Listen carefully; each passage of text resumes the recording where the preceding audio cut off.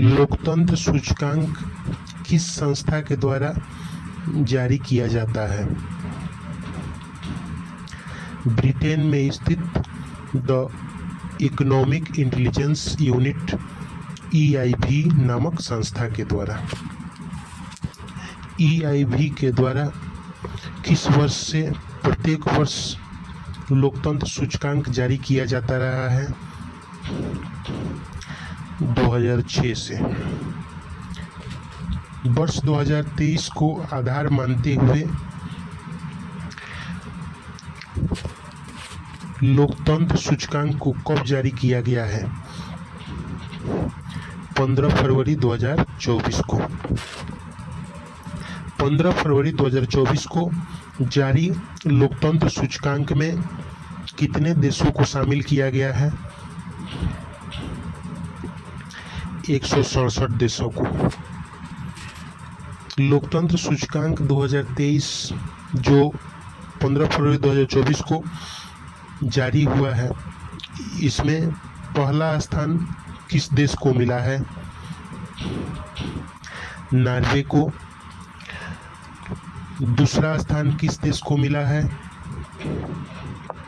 New Zealand को। तीसरा स्थान किस देश को मिला है? आइसलैंड को। लोकतंत्र सूचकांक 2023 जो फरवरी 2024 में जारी हुआ है, इस सूचकांक में भारत को कौन सा स्थान मिला है? 41वां स्थान। लोकतंत्र सूचकांक 2023 जो फरवरी 2024 में जारी हुआ है, इसमें भारत को कितना अंक मिला है? 7.18 अंक। जिस आधार पर हम यह कह सकते हैं कि भारत में दोषपूर्ण लोकतंत्र है, क्योंकि 8 अंक से अधिक प्राप्त करने वाले देशों को सफल लोकतंत्र वाला देश माना जाता है और 8 अंक से कम प्राप्त करने वाले देशों को दोषपूर्ण लोकतंत्र वाला देश माना जाता है। लोकतंत्र सूचकांक 2022 में भारत का रैंकिंग क्या था? 46वां। अर्थात हम कह सकते हैं कि भारत 5 पायदान नीचे खिसका है, यानी पहले की तुलना में भारत में लोकतंत्र मजबूत हुआ है। लोकतंत्र सूचकांक 2023 जो फरवरी 2024 में जारी हुआ है, इसमें अंतिम स्थान किस देश को मिला है? अफगानिस्तान को। हिंद महासागर सम्मेलन की शुरुआत किस वर्ष से हुआ? हिंद महासागर सम्मेलन का शुरुआत 2016 से हुआ है। हिंद महासागर की सीमा बनाने वाले देशों के बीच आपसी सहयोग को बढ़ावा देने के लिए हिंद महासागर सम्मेलन का आयोजन 2016 से ही किया जा रहा है। पहला हिंद महासागर सम्मेलन कब और कहाँ हुआ था? 2016 में सिंगापुर में। 7वां हिंद महासागर सम्मेलन कब और कहाँ आयोजित हुआ है? 9-10 फरवरी 2024 को ऑस्ट्रेलिया के पर्थ नामक शहर में।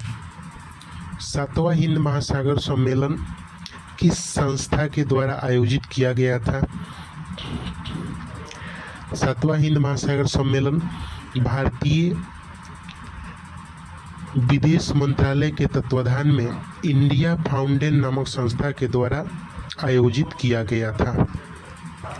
7वां हिंद महासागर सम्मेलन का थीम क्या रहा है? अस्थायी और सतत हिंद महासागर की ओर। 7वां हिंद महासागर सम्मेलन में भारत की ओर से किसने भाग लिया था? विदेश मंत्री सुब्रमण्यम जयशंकर ने। विश्व में सबसे अधिक दिनों तक अंतरिक्ष में रहने का रिकॉर्ड किनके नाम दर्ज हुए हैं? ओलेग कोनेनेंको के नाम। ओलेग कोनेनेंको कहाँ के अंतरिक्ष यात्री हैं? ओलेग कोनेनेंको एक रूसी अंतरिक्ष यात्री हैं। भारत म्यांमार के साथ कितनी लंबी सीमा बनाता है? 1643 किलोमीटर का। कौन से 4 भारतीय राज्य म्यांमार के साथ सीमा बनाती है? निम्न 4 भारतीय राज्य म्यांमार के साथ सीमा बनाती हैं। पहला अरुणाचल प्रदेश, दूसरा नागालैंड, तीसरा मणिपुर, चौथा मिजोरम। भारत और म्यांमार की सीमा पर सीमित क्षेत्रों तक मुक्त आवाजाही की शुरुआत किस वर्ष हुई? 2018 में। लेकिन इसका दुरुपयोग होने लगा, जिस कारण केंद्रीय गृह मंत्रालय ने भारत और म्यांमार की सीमा पर मुक्त आवाजाही को समाप्त करने की घोषणा कब किया? 6 फरवरी 2024 को। देश का सबसे बड़ा नागरिक पुरस्कार कौन सा है? भारत रत्न। भारत रत्न किस क्षेत्र में योगदान हेतु दिया जाता है? भारत रत्न पुरस्कार कला, साहित्य, विज्ञान, जन सेवा इत्यादि क्षेत्र में विशिष्ट योगदान देने को लेकर देने हेतु दिया जाता है। भारत रत्न पुरस्कार की शुरुआत किस वर्ष हुई है? 1954 ईस्वी में। भारत रत्न पुरस्कार के अंतर्गत कौन कौन सी चीज दी जाती है? भारत रत्न पुरस्कार के अंतर्गत पीपल के पत्ते के आकार वाला एक मेडल दिया जाता है, जिस पर सूर्य का चित्र अंकित होता है। भारत रत्न पुरस्कार सर्वप्रथम किसको दिया गया था? भारत रत्न पुरस्कार सर्वप्रथम सर्वपल्लवी राधाकृष्णन को दिया गया था। इनके साथ साथ 2 अन्य व्यक्ति चक्रवर्ती राजगोपालाचारी और सीवी रमन को दिया गया था। भारत रत्न पुरस्कार मरणोपरांत सर्वप्रथम किसको दिया गया था और कब दिया गया था? भारत रत्न पुरस्कार मरणोपरांत सर्वप्रथम 1966 में लाल बहादुर शास्त्री को दिया गया था।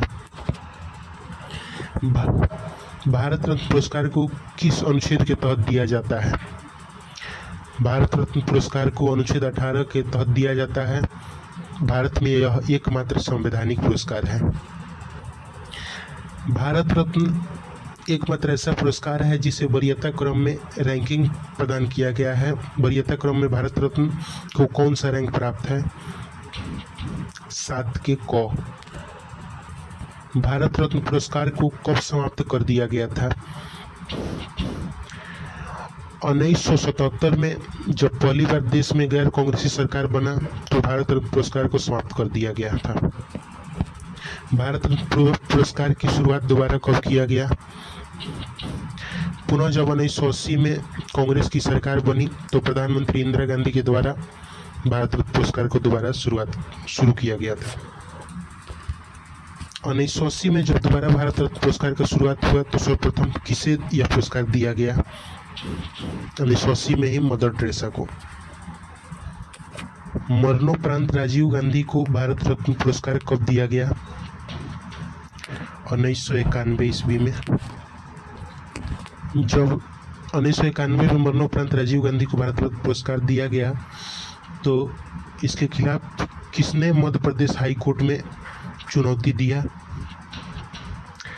सत्यपाल आनंद नामक व्यक्ति ने। सबसे कम उम्र में भारत रत्न पाने वाले व्यक्ति कौन है? सचिन तेंदुलकर। इन्हें 2014 में भारत रत्न दिया गया था, जिस वक्त इनका उम्र मात्र 41 वर्ष था। 2024 में केंद्र की मोदी सरकार ने किन 5 लोगों को भारत रत्न पुरस्कार देने की घोषणा की है? 2024 में केंद्र की मोदी सरकार ने निम्न 5 लोगों को भारत रत्न पुरस्कार देने की घोषणा की है। 1 लाल कृष्ण आडवाणी, 2 कर्पूरी ठाकुर, 3 चौधरी चरण सिंह, 4 पीवी नरसिम्हा राव और 5 एम एस स्वामीनाथन, जिसमें से एकमात्र लाल कृष्ण आडवाणी को जीवित रहते हुए भारत रत्न मिला है। बाकी चारों व्यक्ति को मरणोपरांत भारत रत्न पुरस्कार मिला है। लाल कृष्ण आडवाणी का संबंध किस क्षेत्र से रहा है? लाल कृष्ण आडवाणी का संबंध राजनीतिक क्षेत्र से रहा है। ये अटल बिहारी वाजपेयी के शासनकाल में उप प्रधानमंत्री थे। लाल कृष्ण आडवाणी का किस राजनीतिक पार्टी की स्थापना में महत्वपूर्ण योगदान रहा है? 1980 में स्थापित हुई भारतीय जनता पार्टी की स्थापना में लाल कृष्ण आडवाणी का महत्वपूर्ण योगदान रहा है। जननायक तथा सामाजिक न्याय का मसीहा किसे कहा जाता है? कर्पूरी ठाकुर को। कर्पूरी ठाकुर कितने बार बिहार के मुख्यमंत्री पद पर रहे हैं? 2 बार। पहला कालखंड क्या है? 1970 से 71। दूसरा कालखंड क्या है? 1977 से 1979। किसने पढ़ाई में अंग्रेजी की अनिवार्यता को समाप्त कर दिया तथा उर्दू को बिहार का द्वितीय राजकीय भाषा भी बनाया? कर्पूरी ठाकुर ने। कर्पूरी ठाकुर ने पिछड़ी जाति के लोगों को कितना प्रतिशत तक आरक्षण दिलाने में महत्वपूर्ण भूमिका निभाया? 27%। चौधरी चरण सिंह जो एक किसान नेता रहे हैं, ये किस राज्य के मुख्यमंत्री रह चुके हैं? उत्तर प्रदेश। चौधरी चरण सिंह देश के प्रधानमंत्री कब बने? 1979 में। कौन एक ऐसा प्रधानमंत्री हुआ जो कभी भी लोकसभा का सामना नहीं किया? चौधरी चरण सिंह। चौधरी चरण सिंह का जन्म किस दिन हुआ था? 23 दिसंबर को। इनके जन्मदिन को किसान दिवस के रूप में मनाया जाता है। पीवी नरसिम्हा राव, जिनका संबंध राजनीतिक क्षेत्र से रहा है, ये किस राज्य के मुख्यमंत्री रह चुके हैं? आंध्र प्रदेश के। पीवी नरसिम्हा राव देश के प्रधानमंत्री कब से कब तक रहे हैं? 1991 से 1996 तक। 1991 में पीवी नरसिम्हा राव के समय देश में कौन कौन सा नीति अपनाया गया था? निजीकरण, वैश्वीकरण और उदारीकरण। भारत में हरित क्रांति का जन्मदाता किसे माना जाता है? एम.एस. स्वामीनाथन को। ये एक कृषि वैज्ञानिक थे। एम.एस. स्वामीनाथन की अध्यक्षता में राष्ट्रीय कृषक आयोग का गठन कब किया गया था? 2004 ईस्वी में। किस आयोग ने किसानों को उनके फसलों पर न्यूनतम समर्थन मूल्य देने का सिफारिश किया? स्वामीनाथन आयोग ने। एम.एस. स्वामीनाथन को कौन कौन से पुरस्कार दिए गए हैं? एम.एस. स्वामीनाथन को निम्न पुरस्कार दिए गए हैं: रैमन मैग्सेसे पुरस्कार, पद्मश्री, पद्म भूषण, पद्म विभूषण और विश्व खाद्य पुरस्कार भी दिए गए।